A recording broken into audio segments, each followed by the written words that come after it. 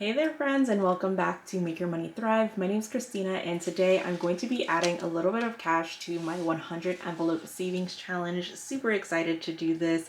This is some cash that I had left over. I think it was just some like ones and fives that I had left over. I have consolidated it because I needed to make change, but I had some ones and fives that I had left over from the end of December, so I want to go ahead and get them into my 100 envelope savings challenge. So I think I'm gonna do a video here soon just updating my tracker because I haven't updated it at all. I was kind of toying around with the idea of whether I wanted to move some things around to put some of these lower amounts and fill up the higher amounts, but I think I prefer to just fill it up as I can, and if I start filling these lower amounts and I need to kind of hold on to the cash in here until I have enough to do the higher amounts, I think that that's exactly what I'm gonna do.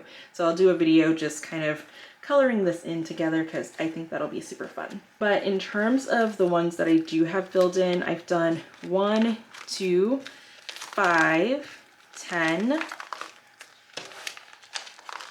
20, 26, 30, 32, 35, and 100. So those are the ones that I've filled in so far.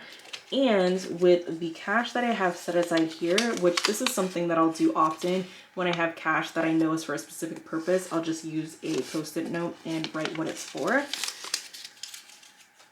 But I have 20, 40, 41, 42, 43. And since that is not currently filled up, I am going to put it right into the 43 spot right here.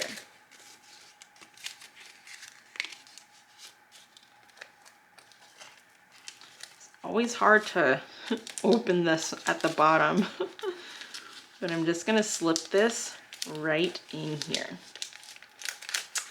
And that is that. Now I have another envelope filled up in my 100 envelope savings challenge, and I'm super excited about that.